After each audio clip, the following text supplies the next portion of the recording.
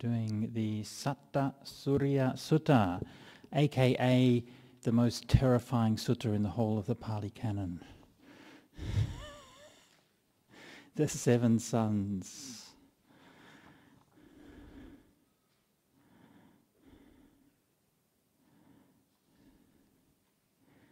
In case you thought you were going to have a nice, peaceful sleep tonight after the sutta class. You wake up in the middle of the night screaming as the sun's burning the flesh off your bones. That's the kind of effect that we want to get by reading the Buddha's words. All right. Have you had a chance to read it before? Before the thing? No? Okay. So we'll start by reading through the sutta. On one occasion, the Blessed One was living in Vesali at Ambapali's grove.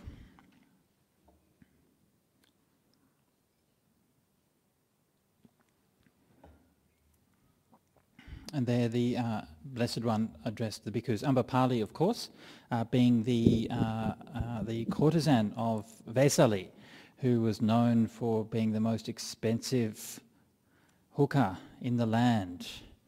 But you can't really use the word hooker for her because she was very, very high class. So she's like a geisha or something like that. And she was very rich, and a very rich and wealthy independent woman. And eventually she donated her mango grove to the Buddha. So the Buddha sometimes stayed there even before she donated it, so it's not clear whether this is before or after that happened.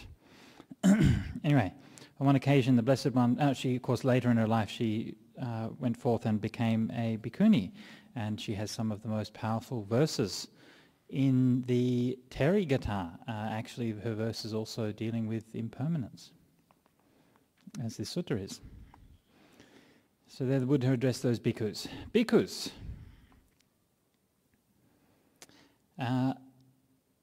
So this is something that actually we've just been having a little bit of conversation on. I'm not sure whether I should keep interrupting this or just read through the sutta, but anyway, I'll keep interrupting for now. Why not?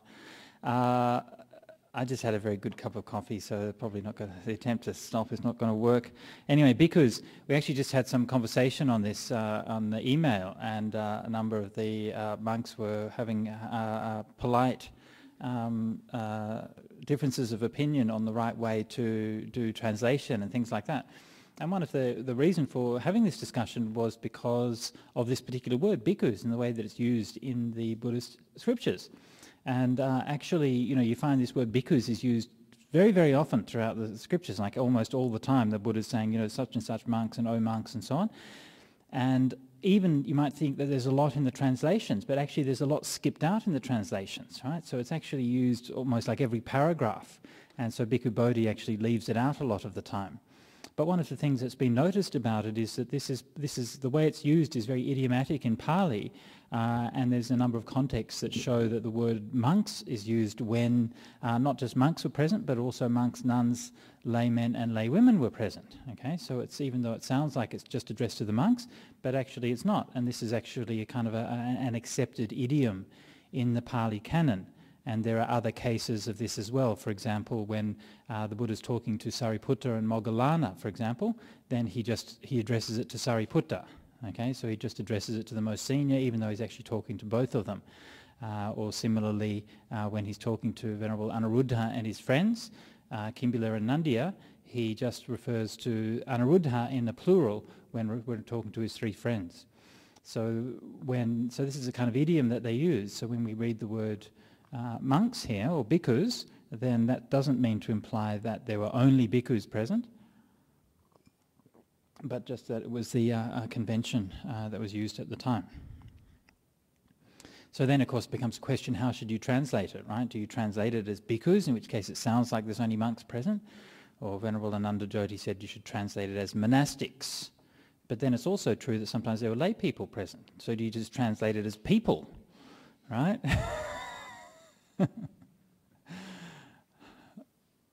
But there may be, well, non-humans there as well, right?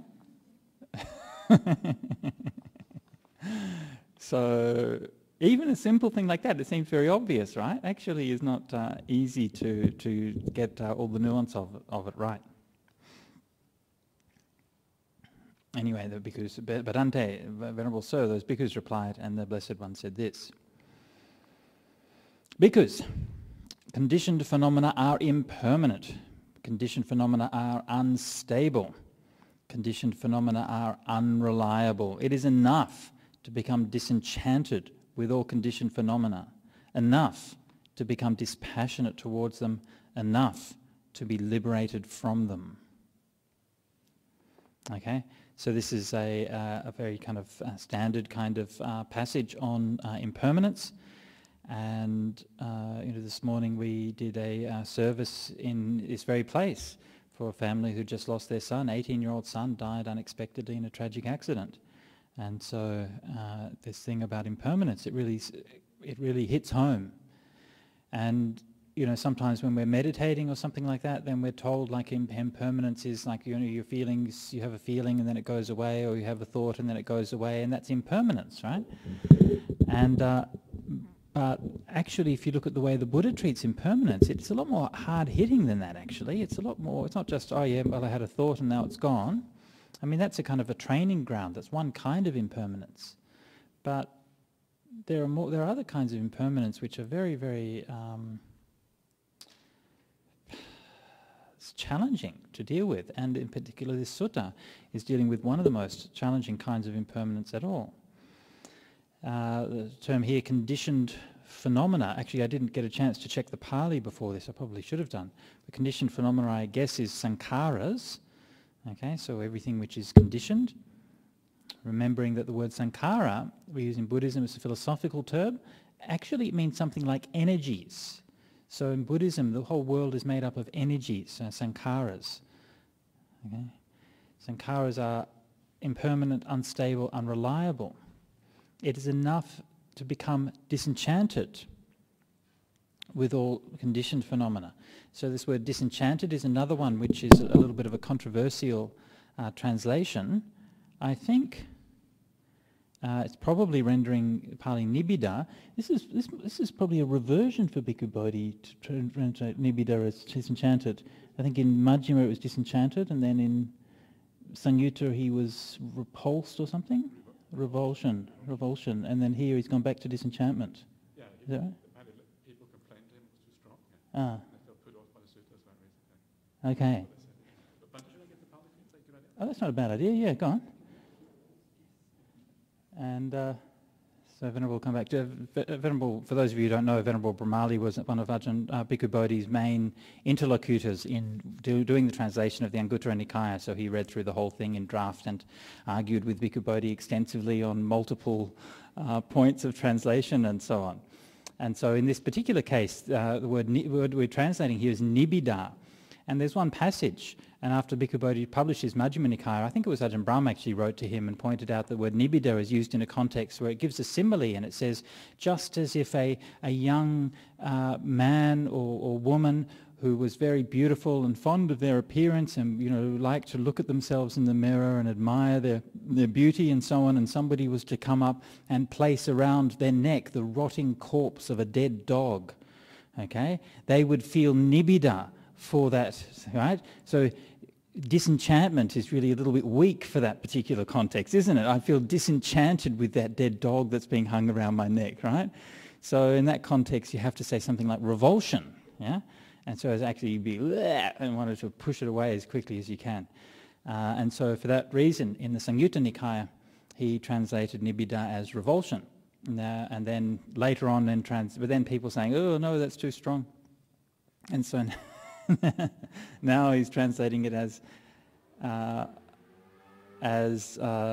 disenchantment again. In the Pali context, it's not always with such a strong meaning as that example I just gave. So it's not a black and white case. There was another case I translated a verse some time ago. I'm just trying to remember what the context was now. But anyway, there was another verse, and you could see in that case actually disenchantment was a much better translation. So it's not as if it's a black and white issue. Okay, so then the Buddha, so this is a basic doctrinal statement. So he's giving this as a teaching on impermanent, and then goes on to give the series of examples to illustrate that. Now, of course, in the suttas, when we talk about impermanence, it's talked about from multiple different angles, okay? So sometimes the Buddha talks about how the mind arises and passes away so quickly we can hardly even see it. In other cases, he talks about a human life as being impermanent, and so on. So like it's like a fractal phenomena, right? Impermanence happens at the tiniest levels. Every level that you look at, impermanence is happening. And in this case, he's looking at the big picture of impermanence. Okay, the Bhikkhu's Sineru, the king of mountains, is 84,000 yojanas in length. And thank you very much. So that is that Sankara's? Yeah. Yeah. Yeah.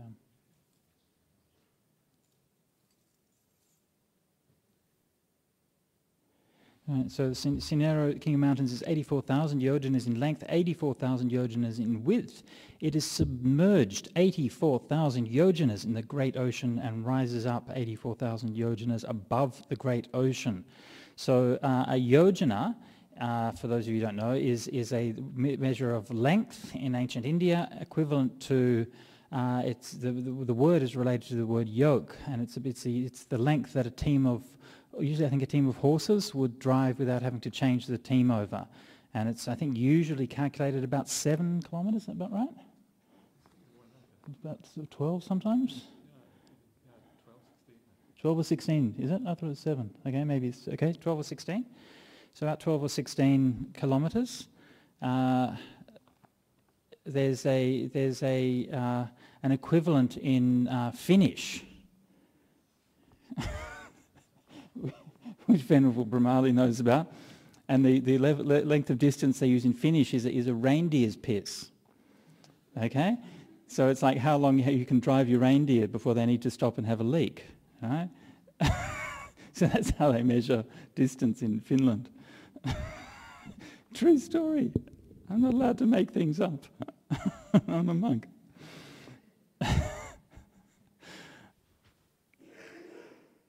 So the yojanas, so 84,000 yojanas, so say multiply by 10, 840,000 kilometres, something like that, so say 100,000 kilometres. Or maybe it was 7 miles I was thinking. It was probably 7 miles, yeah, so about 12 kilometres. So roughly 100,000 kilometres. So according to this, there's a mountain which is 100,000 kilometres high. That's a very, very high mountain. You might think that the Darling Ranges are very high. That is, if you've never been to anywhere apart from Perth. But they're not nearly 100,000 kilometres. They're not even 1 kilometre. How high is the Himalayan mountains? 9 kilometres high. About 9 kilometres high. So we're talking 10... My God, that's very high. 10,000 times as high as how wide is the Earth? How big is the Earth? 12,000. So the Earth is 12,000 kilometres. So we have the Earth, which is like this, and Mount Meru, which is like that, or Sineru, which is like that on the Earth, something like that. Needless to say, despite years of research and exploration, we haven't yet found Mount Sineru, and you cannot locate it on Google Maps. And one is led to suspect that this was perhaps a mythical mountain. So actually, it's either there's Mount Sineru and Mount Meru, which are referred to very frequently in the Buddhist mythology and cosmology, and it's like the kind of the center of the universe. It's very kind of easy to think, imagine how they would have conceived this. Like if you were down in India and you're sort of looking up, and then you can see the Himalayas sort of receding off into the distance and getting higher and higher and higher, and you sort of imagine that there must be a mountain in the center of all that, which is so incredibly high. And so this is a sort of use of hyperbolic language to describe the highest mountain in the world. Sometimes Mount Meru or Mount Sineru is equated with what we know today of as Mount Kailash in the Himalayan mountains, and that's a sort of great object of pilgrimage for the Tibetan people especially. But actually is like a mythical mountain. It's actually from the same mythos ultimately, because the Indian mythos is from the same roots as the Greek mythos, and so Mount Sineru is equivalent to Mount Olympus in the Greek mythos, and so the gods and so on were supposed to live on the sides of Mount Tenero and things like that. Some people have argued that the Mount Tenero is found not in the human realm but in other realms, like the Tamatings realm. That has been argued sometimes. Yeah. Any comment on that? Okay, so the argument is that it's not found in the human realm but found in some heavenly realms, but it doesn't sound like it. Doesn't sound like I mean, normally they say that the heavenly realms are on the slopes of Mount Meru or Mount Sinero. Yeah. So I think that's probably a bit of it's what they call retcon. Retcon, retrospective continuity. You fix it into place afterwards. So anyway, so huge mountain. So there comes a time, bhikkhus, when rain does not fall for many years, for many hundreds of years, for many thousands of years, for many hundreds of thousands of years. When rain does not fall, seed life and vegetation, medicinal plants, grasses, and giant trees of the forest wither and dry up and no longer exist. So impermanent are conditioned phenomena, so unstable, so unreliable. This is enough to become disenchanted with all conditioned phenomena, to become dispassionate towards them, enough to become liberated from them. Okay, so here the connection between Mount Sinero and the rain not falling is not obvious in this particular passage. And in fact, Mount Sinero is sort of, it's introduced here, but it makes a reappearance later on towards the end of the story. So, a drought.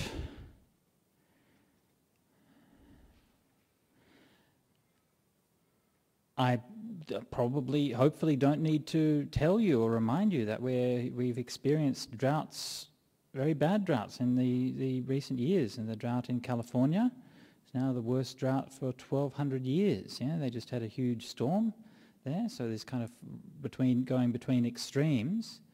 But they had the worst drought in 1,200 years. Yeah? And of course Australia suffered multiple times over the last few years with droughts. Even recently I was just came back from Malaysia, and Malaysia is the last place you imagine having a drought. And the last place in Malaysia that you imagine having a drought is a place called Taiping. And I was talking about it with my mum just now, and she lived in Malaysia for a year, and she said, you know, you drive through, when you're driving along the road from Penang to Ipoh or KL, and you know, it's like, oh, it's raining, so it must be Taiping. And the clouds will come off the ocean and they hit the mountains and they just dump it there. It was unbelievable. When we drove down from Penang to Taiping just a couple of weeks ago, you're just driving, it's just a normal day, right? And you drive along the road and then you look and there's this purple, inky, black layer of clouds and lightning and thunder and the unbelievable torrential rain coming down on Taiping, and it's just like that every day. And they had a drought, right? Taiping had a drought and water restrictions. Can you imagine? They had water restrictions last year. KL also had very, very bad water restrictions. So this was, my mum said that driving around Malaysia at the time was like driving around Perth in midsummer.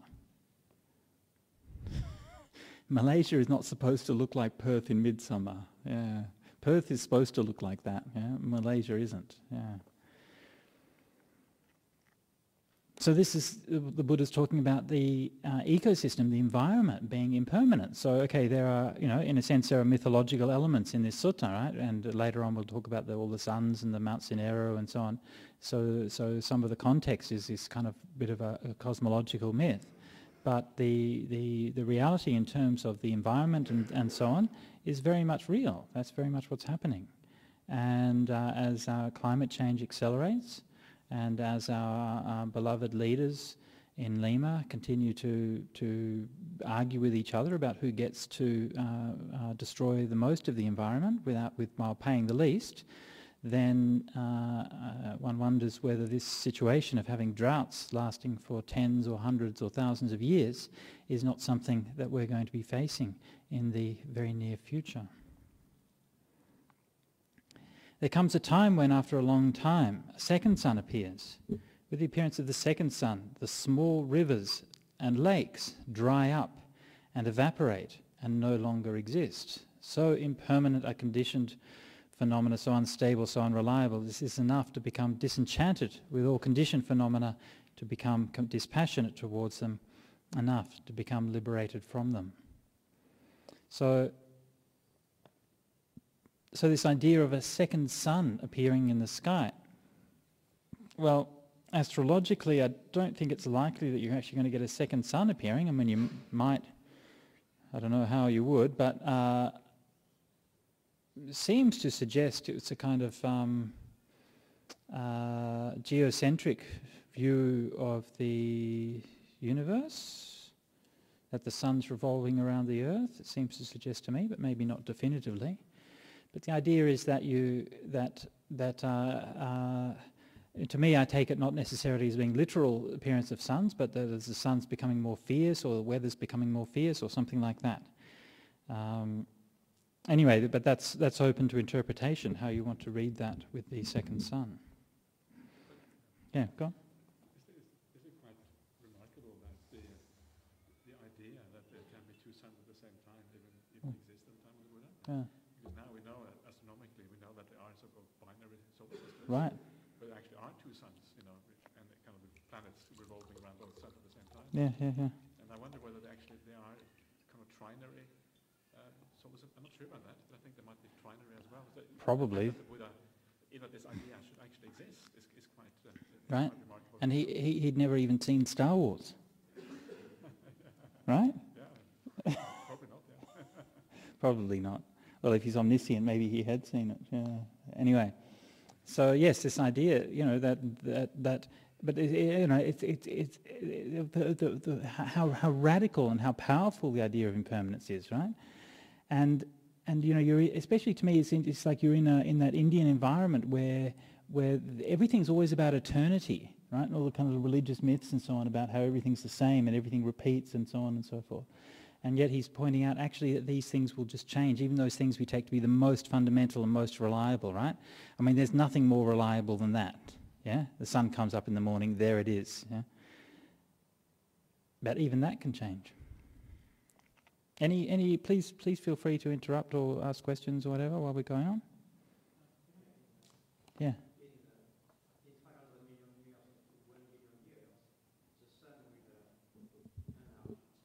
Right.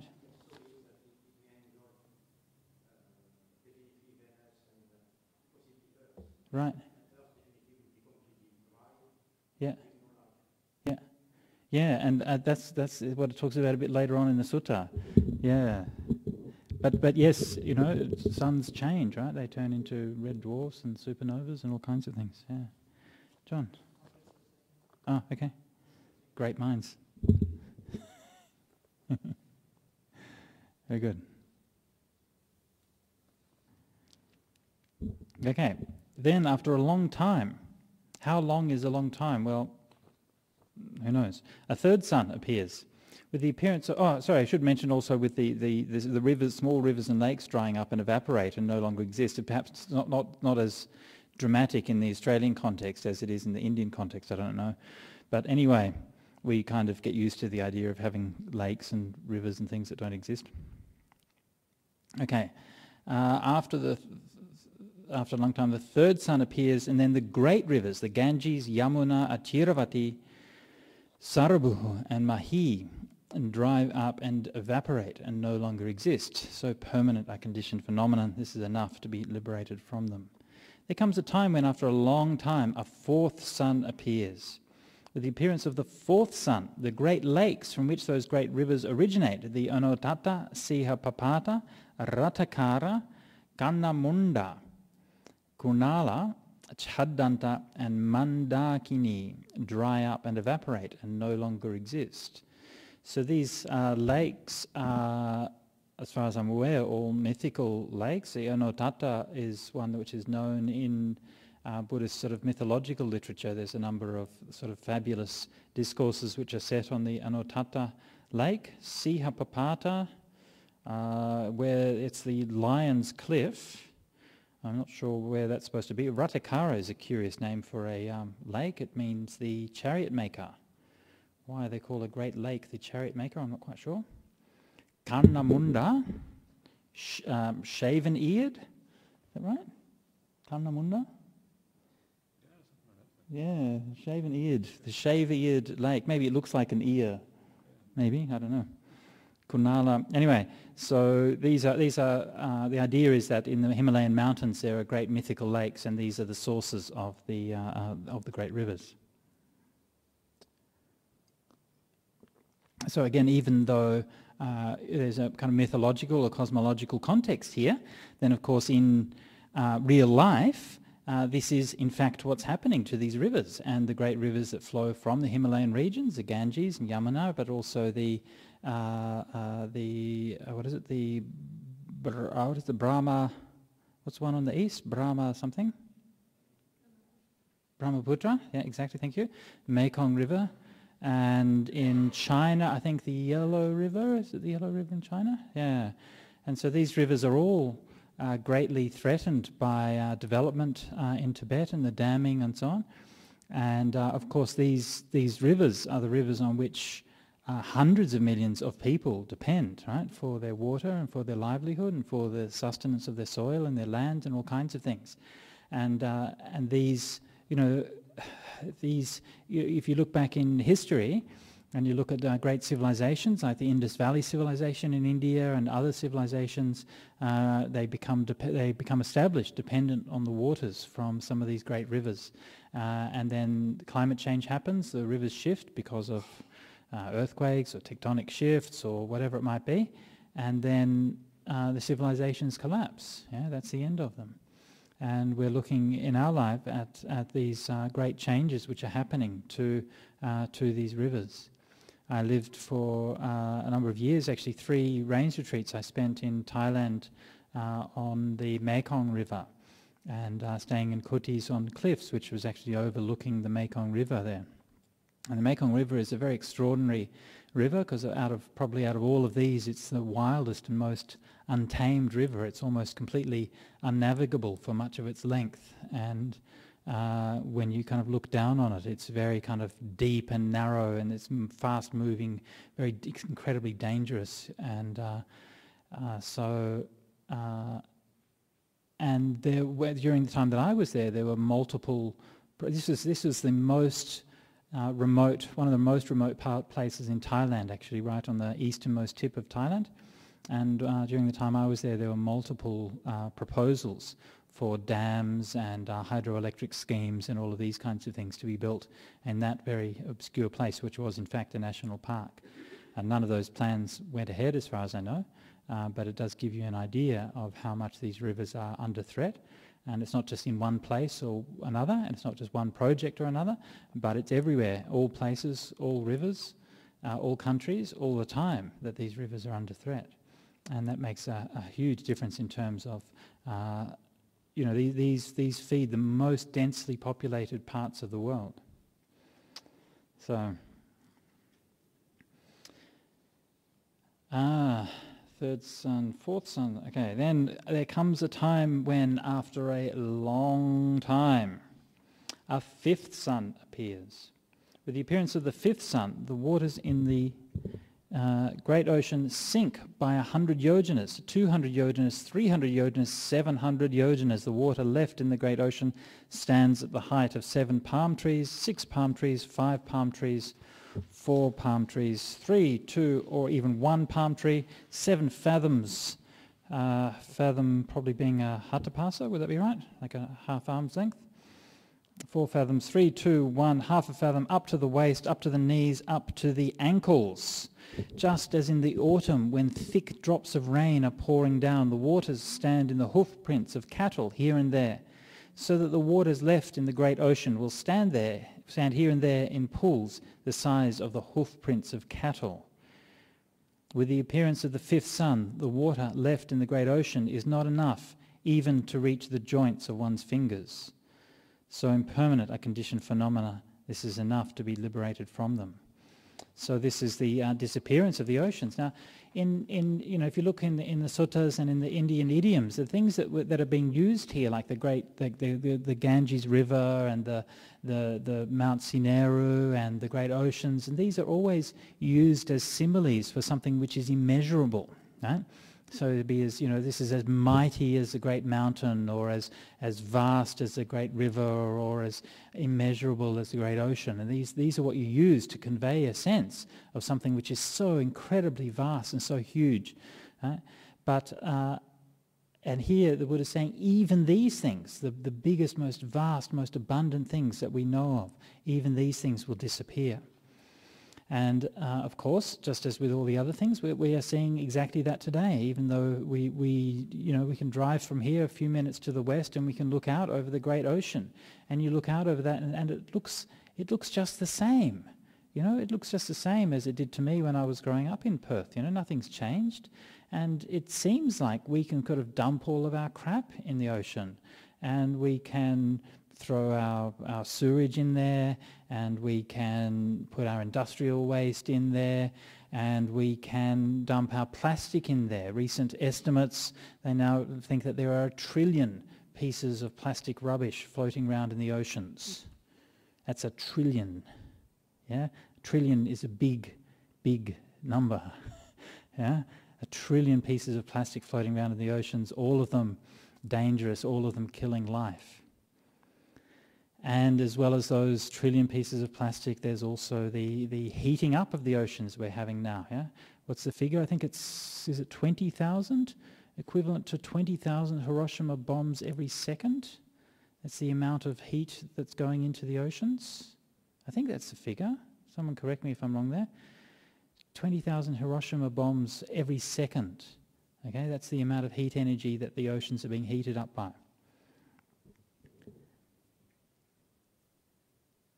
And in addition to that, then the acidification of the oceans, and also the overfishing, so that everywhere around the world all of the big fish have been taken out, and commercial fisheries are continually being depleted, and the stock of fish that are left is very, very small. And so these things all have kind of multiple impacts, and multiple, they feed back on each other and amplify each other. So in fact, the oceans largely these days are being taken over by jellyfish. This is one thing that nobody was really predicting, but this is what we're looking forward to, is the jellyfish apocalypse. What do you call it? The jelly-focalypse? I don't know, there's got to be some name for it. And of course, even though here it's talking about the diminishing of the oceans and the ending of them, but of course, in the short term anyway, we're looking at the rising of the oceans. By the oceans are rising both because of the melting of the ice, especially in Greenland and Antarctica, but also because of the expansion of the water due to the fact that it's heating up. And so, of course, as water heats up, it expands, and so the oceans are rising. Conservatively, they say that by the end of the century, the oceans will be risen by 1 metre, and at 1 metre ocean rise, for example, 17% of Bangladesh will be underwater. Okay, that's the densely populated 17%, by the way. Yeah. So that's, 100 million people or something? They've got to go somewhere. Yeah. Of course, the Mekong Valley will also be flooded, so they've got to go somewhere. Christmas Island, perhaps? So these are the challenges that we're going to be facing in coming generations. But the 1 metre sea level rise is extremely conservative. More realistic predictions probably 2 metre sea level rise, maybe more. Depending on the rate of collapse of the Greenland ice sheet, we could be looking at even up to 10, 15 metre sea level rise in the longer term, although that will take some time to come. So this ocean that we take for granted, right, which seems so permanent and so stable and so vast, and yet it too is changing. And we can't just predict that things will be the same in the future as they were in the past. And just as this particular sutta is talking about a kind of a long-term shift and change in the climate towards a climate which is much less hospitable for human life. Right? And this is what we're seeing in our own time, a long-term drastic shift in our climate towards something which is much less hospitable to human life, much less fun. When there are 5 suns in the sky, you won't be able to go sunbathing down at Scarborough Beach for very long, even with a maximum protection sunscreen. Okay, then it goes on to the 6th sun. There comes a time when, after a long time, a 6th sun appears. With the appearance of the 6th sun, this great earth and Sinero, the king of mountains, smoke, fume and smoulder. Just as a potter's fire, when kindled, first smokes, fumes and smoulders, so with the appearance of the 6th sun, this great earth and Sinero, the king of mountains, smoke, fume and smoulder. So impermanent are conditioned phenomena. And there comes a time when, after a long time, a 7th sun appears. With the appearance of the 7th sun, this great earth and Sinero, the king of mountains, burst into flames, blaze up brightly and become one mass of flame. As the great earth and Sinero are blazing and burning, the flame cast up by the wind rises even to the Brahma world. As Sinero is blazing and burning, as it is undergoing destruction, and being overcome by a great mass of heat, mountain peaks of 100 yojanas disintegrate, of 200 or 300 or 400 or 500 yojanas disintegrate. When this great earth and Sinero, the king of mountains, are blazing and burning, neither ashes nor soot are seen. Just as when ghee or oil are blazing and burning, neither ashes nor soot are seen, so it is when this great earth and Sinero, the king of mountains, are blazing and burning. So impermanent are conditioned phenomena, so unstable, so unreliable. It's enough to become disenchanted. It's enough to become dispassionate, to become freed from these conditioned phenomena.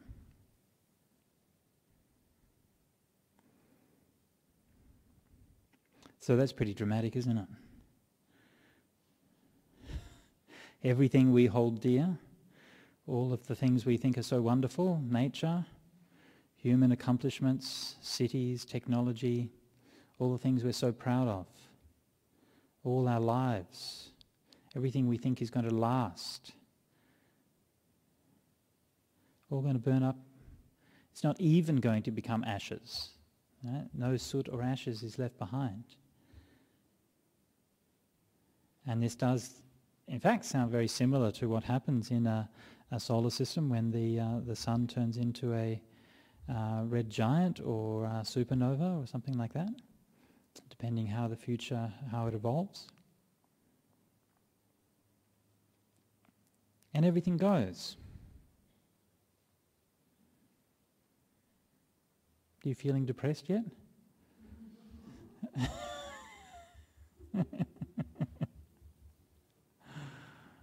You should be. It's depressing. It's all right. Because it's naturally.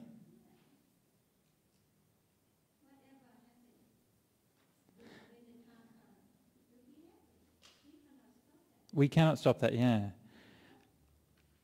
Okay, yeah, look, that's true, right? But when I hear people saying that, then I think either that person is either very wise or they're in denial. Okay? So you have to think for yourself which one. Well, then you see what happens. For example, if you can say like that, okay, that sounds good. Then what happens if the person who you love the most, what happens if they die? Oh.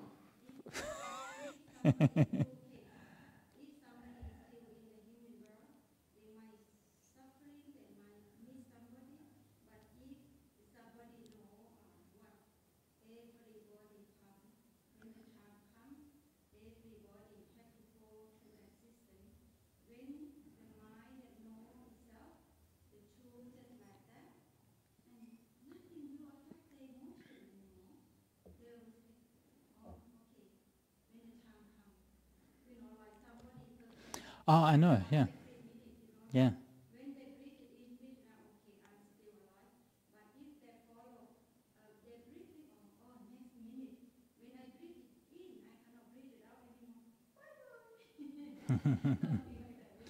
Something like that, yeah. And it really does make a difference, right? It's not something which is it's not just a theory or something like that, but if you do contemplate it regularly and do keep this teaching on impermanence in mind, it really makes a difference when it counts. Yeah. But the only thing I just think that I think it's important for people to just to acknowledge the fact that, well, it's still okay to feel that grief. It's still okay if you hear things like this to be disturbed or depressed. It's okay to be worried about the future, right? But you reflect on it, and when you understand it in terms of impermanence, and then you can learn to accept the future, and you worry about it gradually. You come to accept that, and that will come to diminish, and it will come to be okay. Okay. So thinking about it in terms of impermanence is giving us a context and a framework that lets us bring these things to mind, lets us think about them, because often they're just too hard to think about, aren't they? We don't like to think about things that are too challenging and too disturbing. Yeah? And everything has to be sort of framed in the kind of positive way and these kinds of things. I remember seeing many years ago there was a sort of like a satire of these things, and these people did like this kind of song that was supposed to be about let's all focus on the positive with regard to cigarette smoking. And they said, one of the things was like somebody dies every 7 seconds from smoking cigarettes. So, don't be so negative. Let's focus on the 6 seconds in between. Right? It's the power of positive thinking. Yeah? Or the power of denial, depending on which way you look at it. Yeah? So it's okay, to bring these things to mind and to feel, right? And to feel that, that's so stressful, that's so worrying, okay? But also, you just reflect, that feeling too is impermanent, right? Your response to it is impermanent. You might go home tonight and be very worried about it and thinking, what are we going to do? How are we going to change things? Then you wake up tomorrow morning, maybe you're thinking, it's okay. And you come to a sense of acceptance. So, there's a process to be gone through there, right? So we have to go through that process. So don't be too quick to dismiss it. Sometimes if you're too quick to dismiss it and say, oh yes, it's impermanent, oh yes, it doesn't matter, oh yes, it's, but actually you're not really facing up to it. Yeah. One thing is actually using these ideas to get kind of arise wisdom about these things. Yeah. Another thing is sometimes you just get used to ideas, right? You just get used Right. to certain thing, and it stops kind of worrying you because you're used to it. Right. So how do you kind of make sure it becomes wisdom rather than just get used to the idea? Right. Yeah. So sometimes you just get kind of bored with it. It just gets it's in the background, and whatever. Yeah. Well, you always have to find new ways to sort of make it fresh. This is the thing with Dhamma teachings. I think any kind of teaching that they become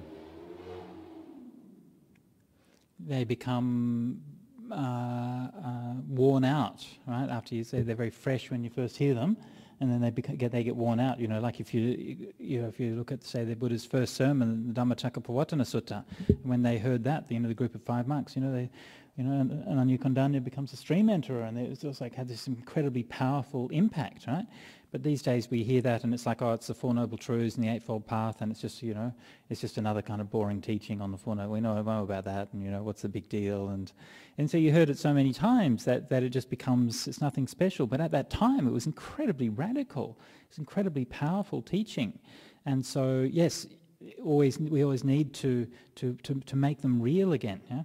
And so I guess one of the most important ways of doing that is through meditation, where you bring these teachings of impermanence in and you investigate them in your own mind and your own life, and with those things, especially those things that are bringing you suffering.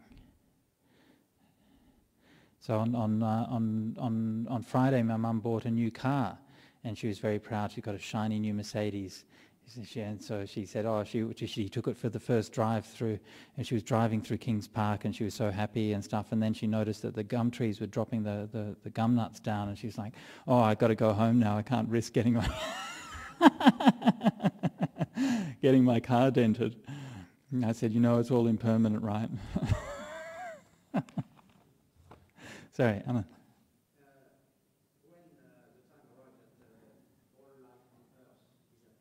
Yeah.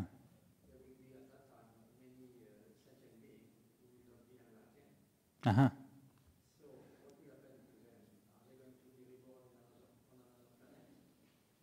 Uh-huh.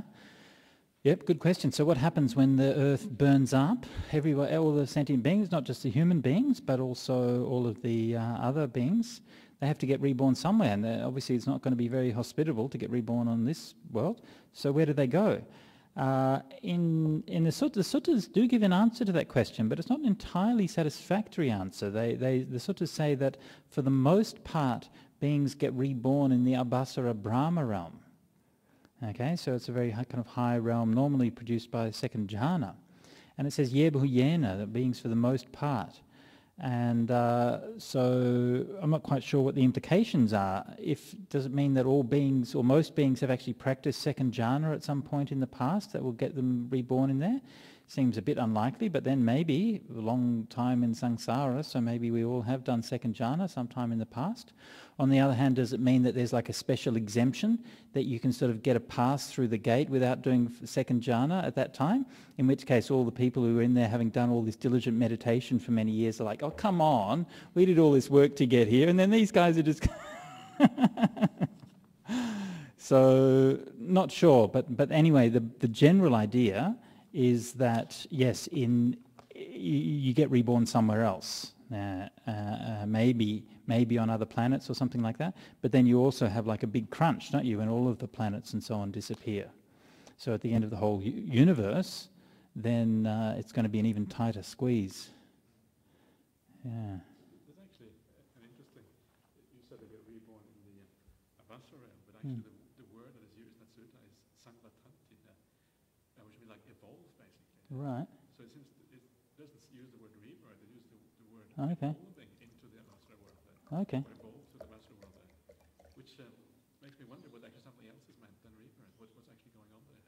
Oh, I didn't notice that. Okay, somewhat tanti, huh? Quite strange. Okay, Ajahn Brahmali was saying that in that particular context where it talks about beings going to the Abhasara Brahma realm, it uses a different word than the normal word to use to be reborn, which would be something like upapajjati or something like that. But here they use the word sangvatanti, which literally means to evolve. And it's actually used of the universe as a whole, like the evolution and devolution of the world. Sangvatanti, there's also the Sangvatanika Vijnana, as a consciousness which evolves from one life to a next. So, yeah, I'm not sure. Yeah. Anyway, it's not an entirely satisfactory answer, but I think the basic principle should be that you're going to get reborn somewhere else. Until conditions are right. Yeah, Wayne.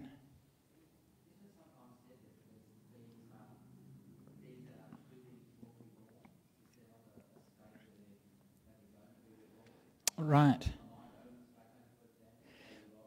Yeah, well, that beings to be reborn is what they call the antarabhava, and that's it's like an in-between state, and that's, yes, mentioned in the Metta Sutta and quite a few times in the Nidana Samyutta as well.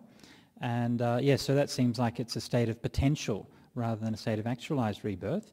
In that kind of state, you still have 5 khandas, right? So you still have 5 aggregates. It's not an immaterial state, but you don't have like a physical body as such, but you still have there's some physical aspect to what's happening, maybe like an energy or something.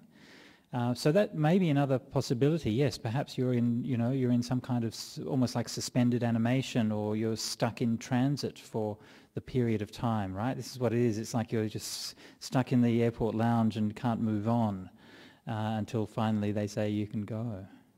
Yeah. It's kind of terrifying thought. Sorry.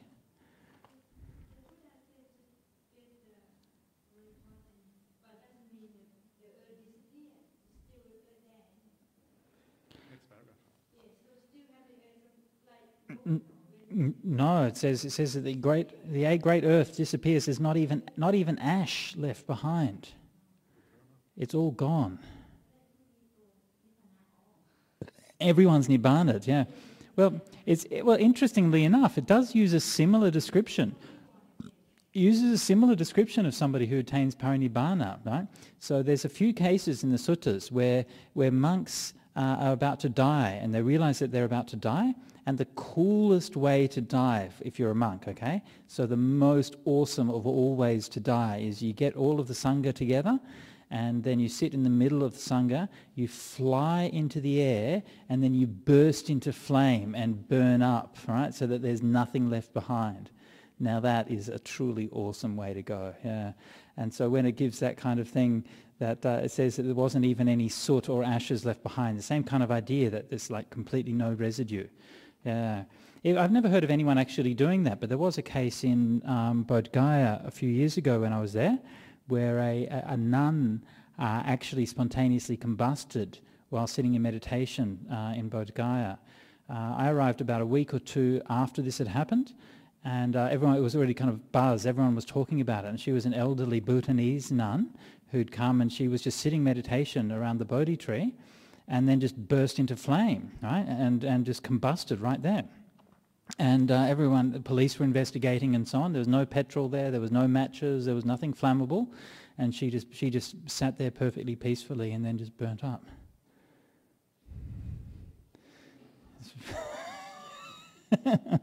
Okay, don't get any ideas, sisters. Sorry. Sorry, we had a question earlier. Where was the question earlier? Oh, sorry, yes, I'll come back to you on that.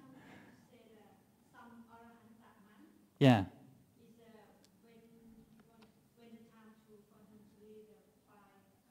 Yeah. Right. Yeah. Yeah, well, there's one, like I said, there's one or two cases where it says that. Whether it's true or not, I can't say. I've never heard any living examples of people actually doing that. Yeah. It's even a further part was Uh-huh. and he was afraid that they were going to his relatives or people were going to fight over his ashes. Mm. So he doesn't only burst up into the air over the river. The 2 pounds of ashes fall down on each side of the river. Right. Yes.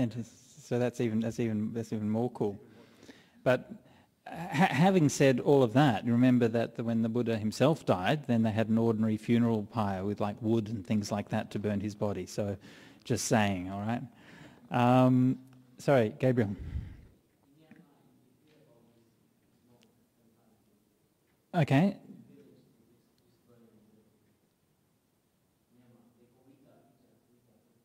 Vijja. Okay. So who burns up? The monks.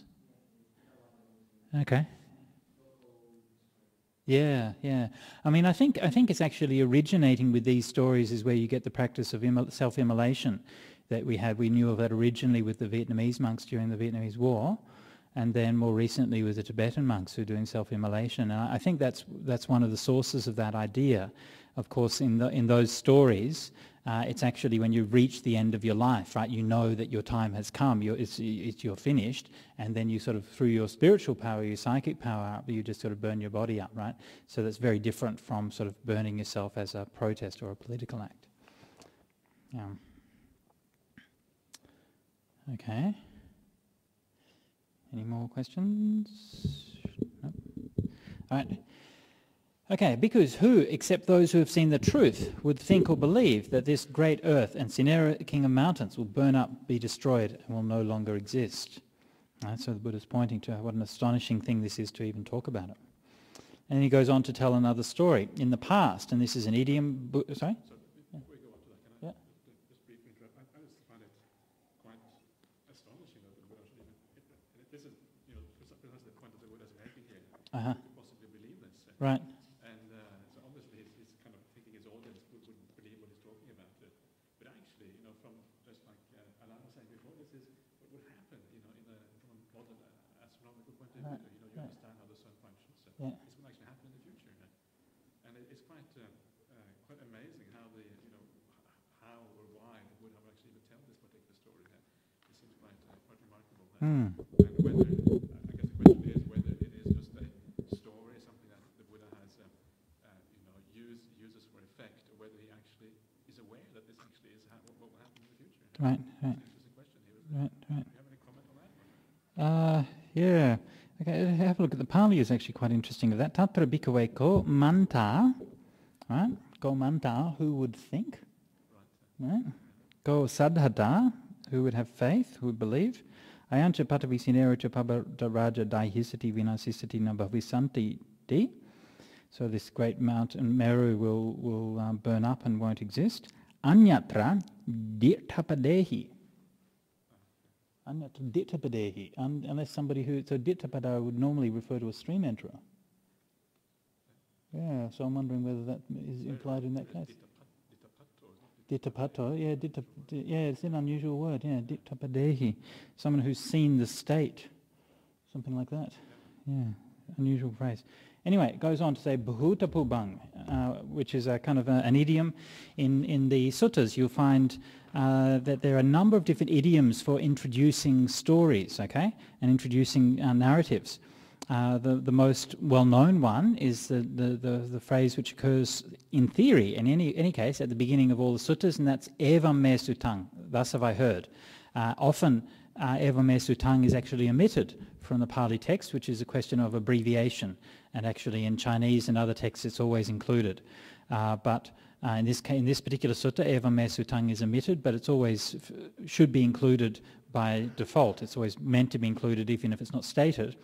And evam me sutang is traditionally held to be the words of Venerable Ananda at the first council when he was reciting it, and he was supposed to have heard it from the Buddha himself and is relating something that he heard from the Buddha.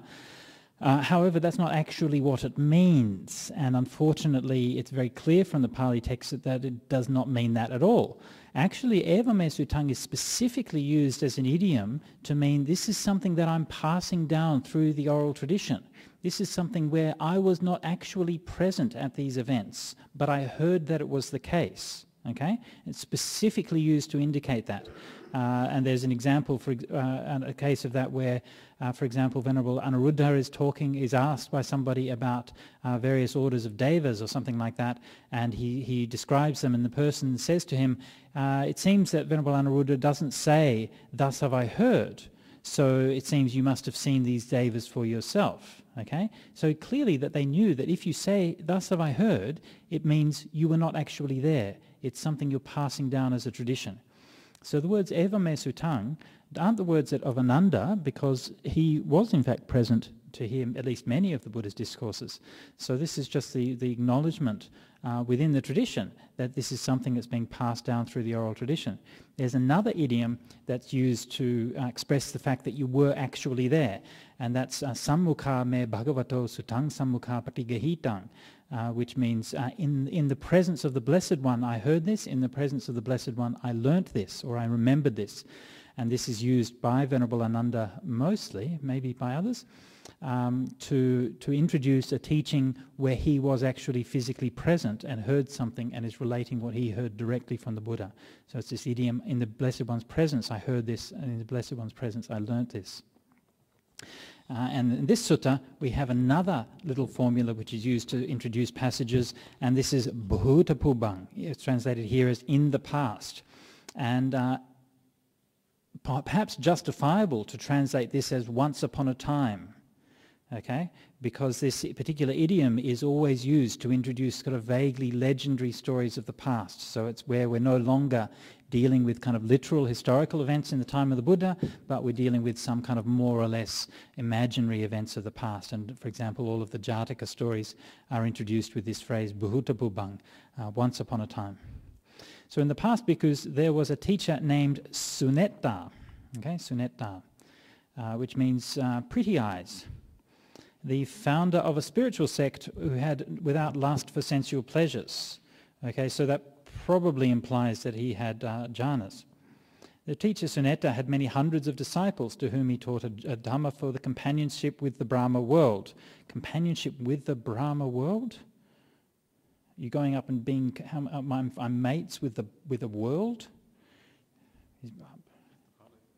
Companionship, Brahma Sahavyata? Brahma Loka Sahavyata.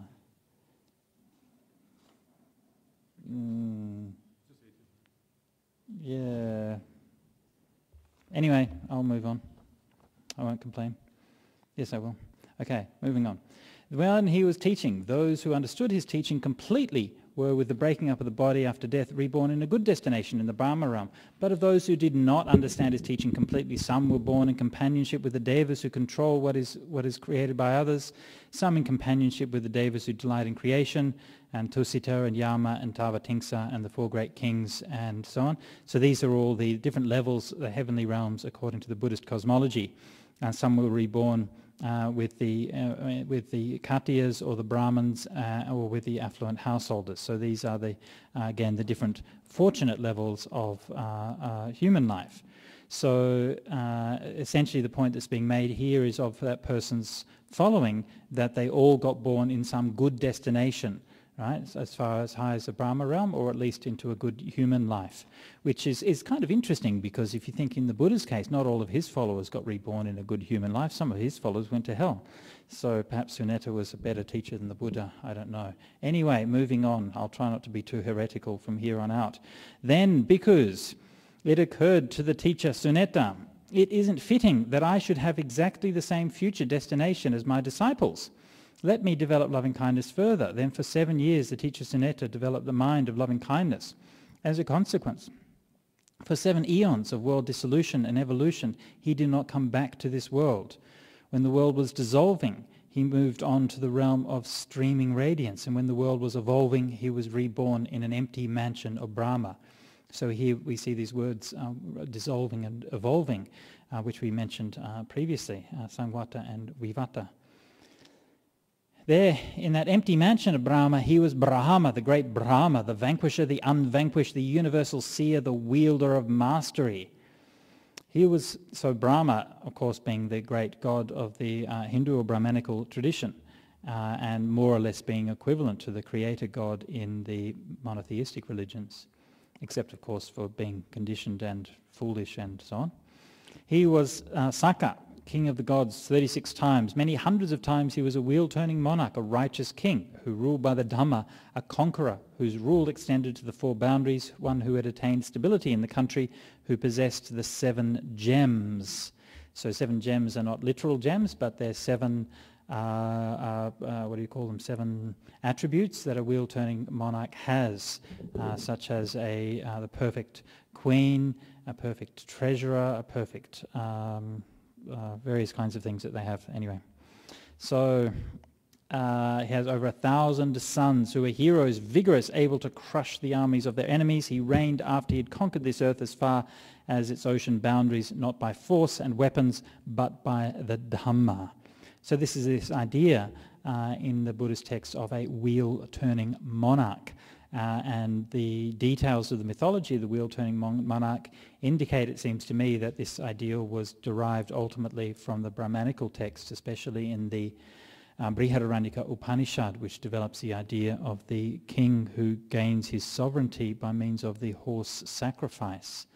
And the way that these things are described is quite similar, except, of course, in the Buddhist case, you don't have sacrifice of humans and animals, and you don't have violence. So this is a kind of ideal of a universal ruler. The closest in history to reaching that ideal, of course, was King Ashoka. So bhikkhus, so in any case, the main purpose of this paragraph is to show that through the power of developing that meditation and developing the jhana based on loving kindness, that he, for a very, very long time, was born into these magnificent, very positive rebirths. Because though he had such a long lifespan and continued on for such a long time, the teacher Sujato was still not freed from birth, from old age and death, from sorrow, lamentation, pain, dejection, and anguish. He was not freed from suffering, I say. For what reason? Because he did not understand and penetrate 4 things. What 4? Noble, virtuous behavior, that's Arya Sila. Noble concentration, noble samadhi, Arya Samadhi. Noble wisdom, Arya Panya, and noble liberation, Arya Vimutti. And then the Buddha goes on, referring to himself. Noble virtuous behavior has been understood and penetrated. Noble concentration, noble samadhi has been understood and penetrated. Noble wisdom has been understood and penetrated. Noble liberation has been understood and penetrated. Craving for existence has been cut off. As Bhavatanha, the conduit to existence, has been destroyed. The Bhavaneti, Now there is no more renewed existence. Okay? Can I just ask, I'd like to do a quick survey here. What do you understand by the word existence in that last passage? What does existence mean? Especially want to hear from people who don't know all that much about the suttas. Right? Not so much sutta experts who maybe read the footnotes and stuff like that. People, when you just read that passage, what do you think that existence means? Or when you first read it, something like that, what do you think it means? Or does it not mean anything at all? Being reborn? Being reborn in this plane.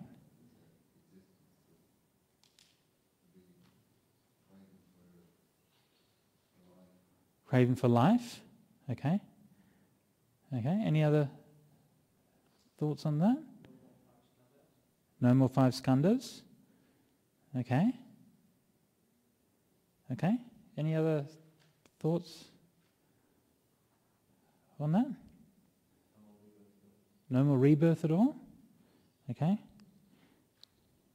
Anyone else? No?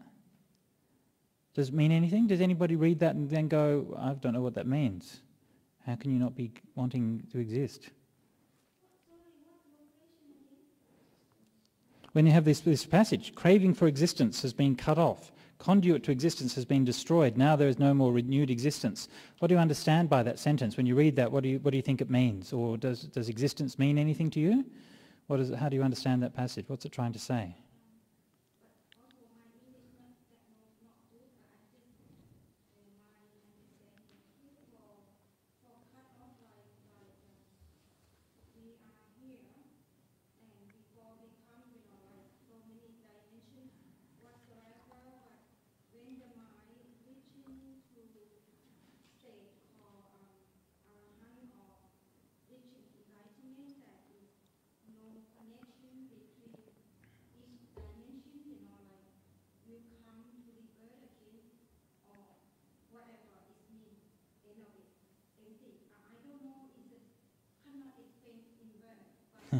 That's all right, that's right. No bonding. Ah. Okay. Okay.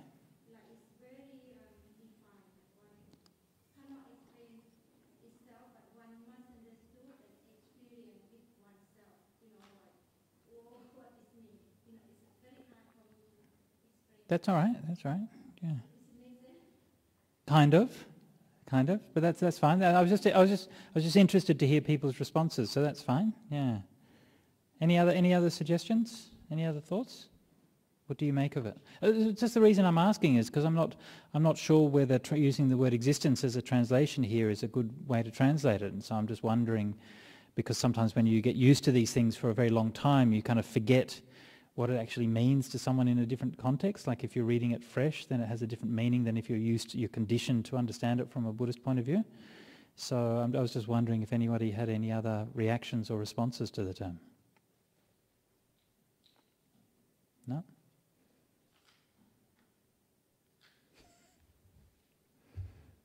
No.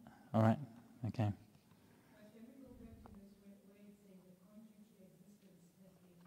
Yeah. You can't, sorry? You can't understand that. Yeah.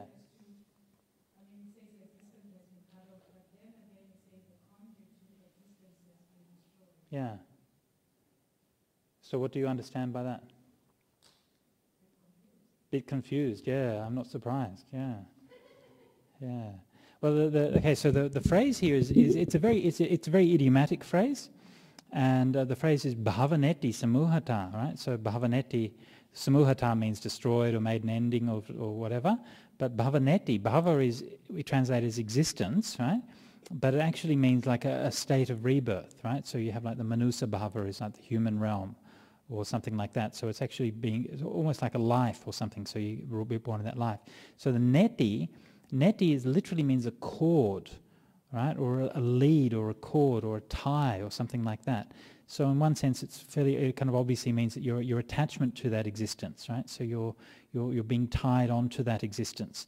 But it seems to have another, and the reason I think why Venerable Bodhi has translated as conduit is it seems to have a slightly more sort of an implication, almost like it's kind of something that leads you to that existence, or almost like pulls you to that existence. And it's an interesting idiom, because there's been a number of kind of reports of people who have kind of visions of maybe meditation or something like that, or of, when they're coming to die and they have like a vision of where they're going to reborn or something like that, and they actually sort of they almost like see literally a cord of light that connects them from this life to a next. And this is something that actually people do report, and so it's quite an interesting idiom in that respect, right? So it's that tie of life that sort of reaches out in one sense from yourself to where you're going to get reborn. Yeah, you think of it as it's that conduit. You sort of reach out with your mind and you attach a tie onto where you're going to get reborn, and that's what you're going to pull yourself along to go there. Yeah, so this is somehow the idiom. I mean, actually, it just kind of means like craving or something like that, right? So the craving to be reborn. But it seems to me there's something more to the metaphor than just craving. Like there's a reason why that particular metaphor is used. It's almost like you're like reaching out and tying yourself up to the new existence, and then pulling yourself along to it. Yeah.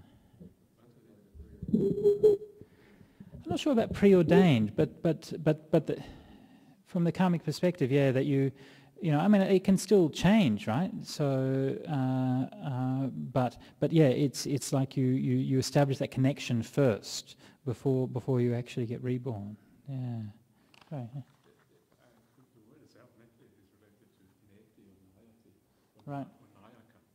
Right. It all refer to leading, or to, Right. I think conduit is a similar kind of idea as Right.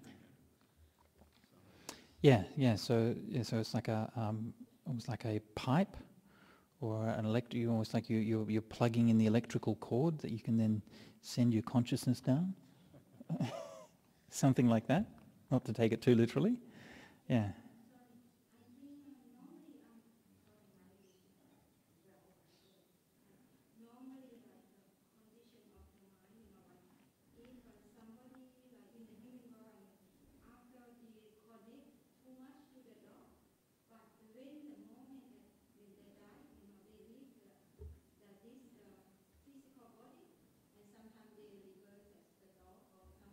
Mm.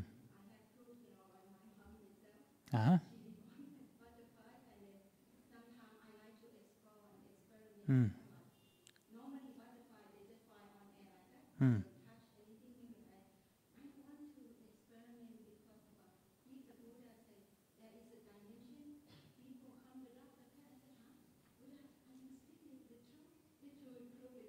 Mm.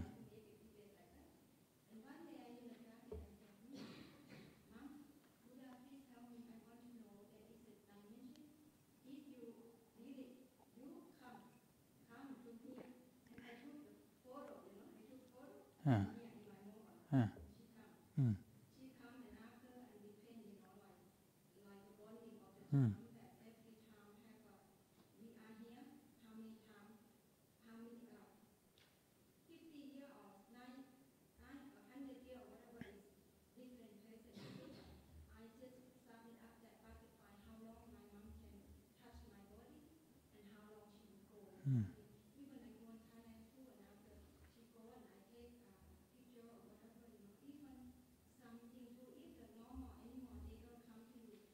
Mm.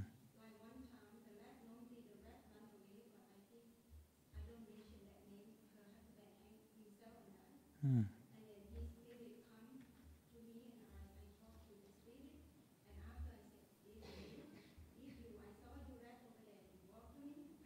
Mm. Mm. Mm. Mm. Mm. Wow. So you can control the rats. Wow.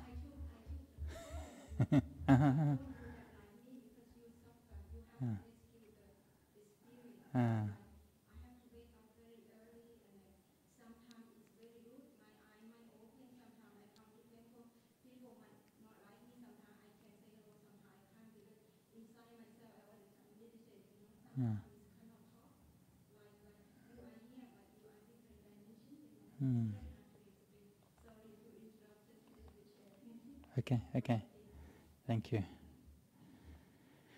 Okay, anyway, we've reached more or less the end of the class and more or less the end of the sutta, so that's just the conclusions. Let me conclude, Alan, we'll come back to you in just one sec. So this is what the Blessed One said. Having said this, the Fortunate One, the teacher, further said this, so the Fortunate One and the teacher are just other epithets for the Buddha here. Virtuous behaviour, so sila, concentration is samadhi, wisdom is panya, and unsurpassed liberation. These things, the illustrious Gautama, okay, the family name of the Buddha, understood by himself. Having directly known these things, the Buddha taught the Dhamma to the bhikkhus, the teacher, the end maker of suffering. The end maker of suffering.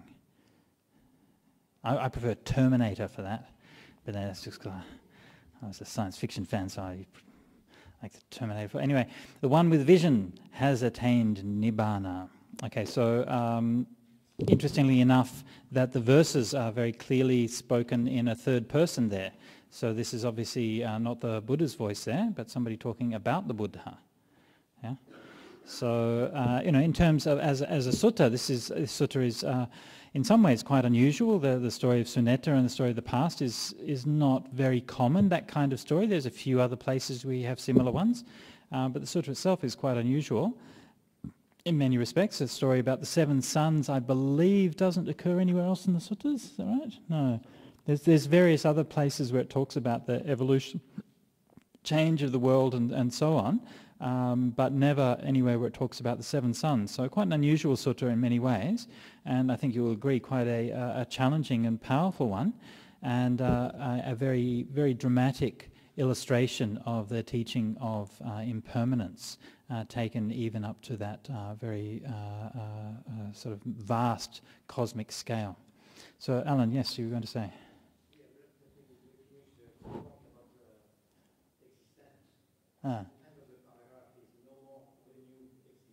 Right. Uh-huh. Yep. Yeah. Yeah, pretty much, yeah. Yeah. That's right, yeah, and you're not going to get reborn. Essentially that's what it means, right? So basically it means I'm not going to get reborn again. And so I was just curious, because I didn't know, because if you know the Pali and you're familiar with the idioms, then it's clear that that's what it means. But often when people read it, they don't actually interpret it in that way. So I was just curious about whether that meaning was actually conveyed by the English or not. Or whether it should be translated more explicitly to just, translate as something, I'm not going to get reborn again or something. Yeah, I mean, that's a more idiomatic translation. Wayne? Becoming is dreadful translation. There's no more becoming in the future. It's not even English anymore. This is what they call Buddhist hybrid English. This was a hangover from the kind of colonial era of translation, there's various kind of historical reasons for it. But becoming you should never be used for bhava. One reason being that bhava is a countable noun, whereas becoming is not. If you think about the Ratana Sutta, it says nate bhavang attamang adiyanti. One does not take up an 8th bhava. Okay, so it's talking about a stream enterer. So stream enterer only has 7 lives left, so they don't take up an 8th bhava. So you can't say it doesn't take up an 8th becoming, right? It doesn't work, but you can say he doesn't take up an 8th existence or an 8th life, perhaps. Yeah, something like that. Actually, life is not a bad translation for bhava also. Yeah, there's no future lives. Yeah.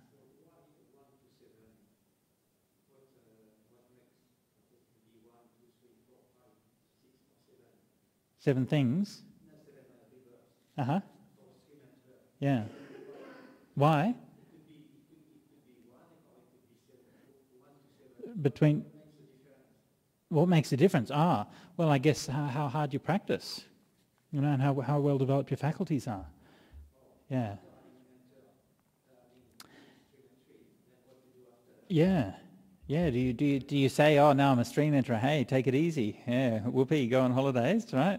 No more getting reborn in the hell realms, no more bad rebirth, I can go to heaven 7 times, right? Or do you say, no, I need to redouble my efforts and do some meditation? Yeah.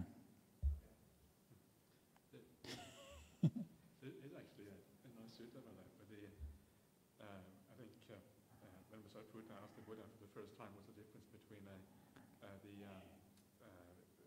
nibbana with remainder, nibbana without remainder, and the Buddha says, well, the difference is that one without remainder, an arahant, nibbana with remainder, you can be any of the other areas.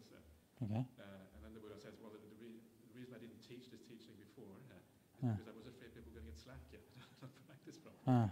That's exactly what we're saying here. Yeah.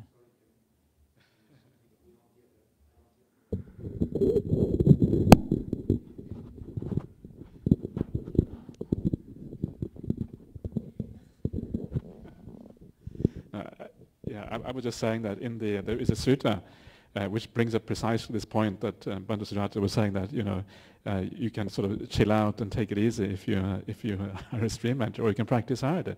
And the Buddha actually makes that specific point in a certain place where he says that he didn't give the teaching about the Saupadisesa Nibbana, which means the Nibbana with remainder, which is like all the other areas. Well, there's different ways. So this term can be understood different ways. But one understanding is that the Nibbana with remainder refers to all the areas, apart from the Arahant, which is the Nibbana without remainder. And he says that the reason I didn't give this teaching before is because I was afraid people were going to kind of, take it easy and not practice hard. That was exactly that point. Yeah. Thanks, Bhante.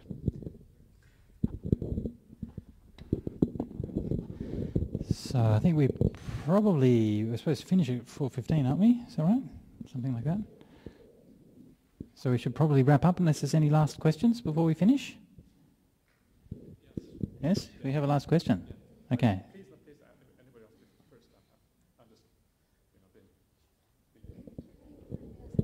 I'm just, Chanda, sorry?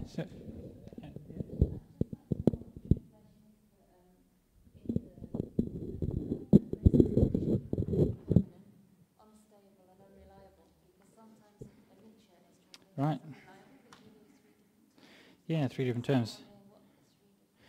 Okay, thanks for that. So, I wondered that myself. So usually in those kinds of cases, the different terms are actually just synonyms. So, but I also didn't know what the terms were. Let me just have a look. Where are we?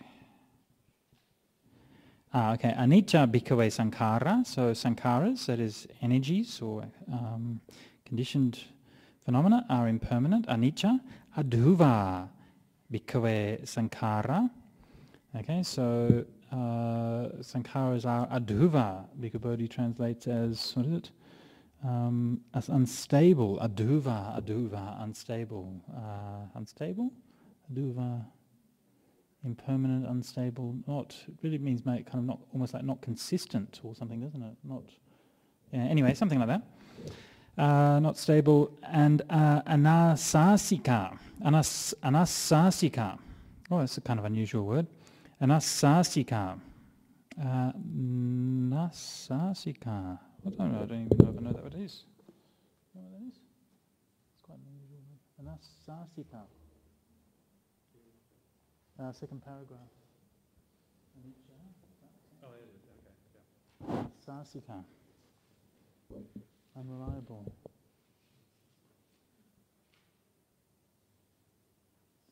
It's a bit unusual, isn't it? I wonder if it's related to the breathing process. That it's not kind of, you can't relax. That's sometimes an idiom used that you can breathe easily if something is kind of, Okay. idiom we find in suttas. Yeah, anyway, quite an unusual, bit of an unusual word there. Okay, so there you go, anasasika sankhara.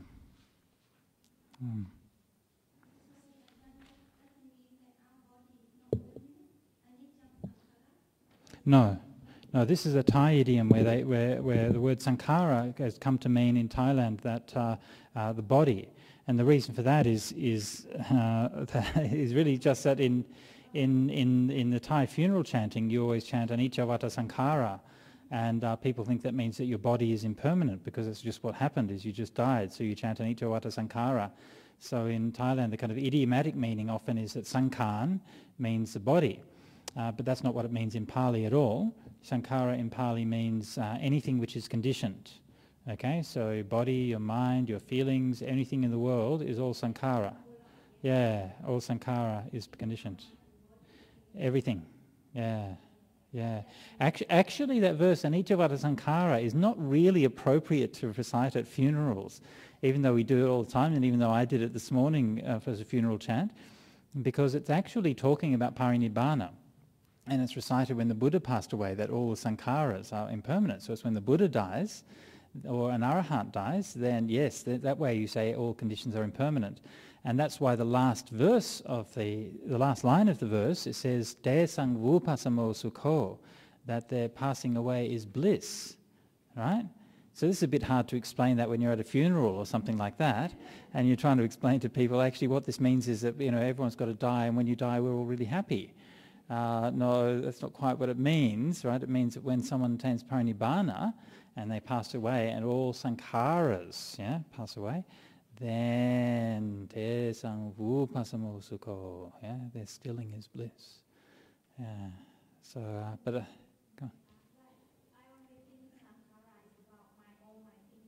on. This is another meaning of sankhara. It's another idiomatic meaning. Actually, in generally speaking, in Thai usage, you really have three meanings for it. One is it means the body, and rangai. Another meaning is sankhan means like thoughts, kit brung dang. And so that's kind of related to one of the meanings in Pali of sankhara in the five khandhas, something like that. Not exactly that, but it's not dissimilar. But there's also a third meaning where it means everything which is conditioned. Okay, so basically everything that isn't nibbana, is a sankhara. This like a philosophical meaning. Yeah. So in Pali actually it has both those last two meanings it has. So the first meaning not really.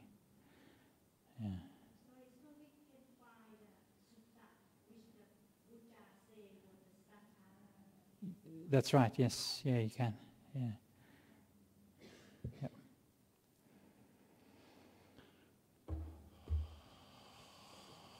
Yes? Yes, certainly may. Thank you. I just wanted to get back to this idea where the Buddha talks about the sun, starting with one sun and then getting more and more heat from the sun, and things gradually drying up, and eventually the whole earth being burnt up. And I find it quite stunning, actually. I find it quite amazing, this whole scenario that actually is in the sutta, as the Buddha is talking about this, right? I guess what I'm wondering, it is so close to what actually is happening in astronomy, according to the future of the universe, according to astronomical calculations or whatever. It's so close that it's almost undistinguishable. The only difference is that instead of 7 suns, you have one sun which expands until it swallows up the planet. And I guess what I'm wondering, and I mean, I know you are a bit of expert in mythology and that sort of stuff. Is there any other mythology which has this idea, which is even remotely similar? And if there isn't, then it might point to the fact that the Buddha actually knows this, but possibly by recollecting past universes or something like that. Do you have any response to that?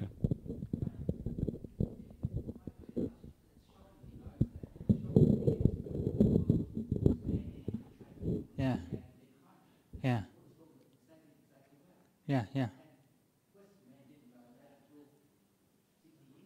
Well, that's right, yeah, and the Western cosmology has always been very limited and very small.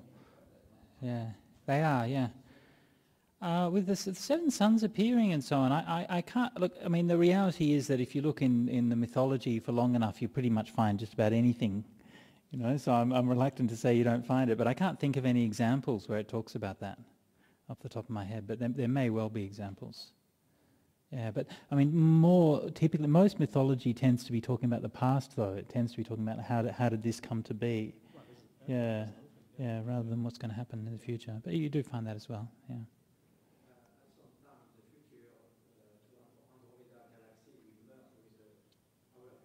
Uh-huh. Right.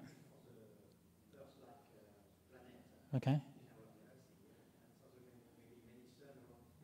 Yeah. Wayne.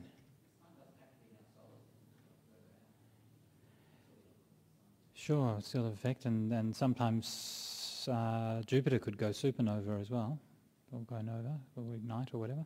I don't know. Anyway, we should probably finish up and pay respects to the Triple Gem.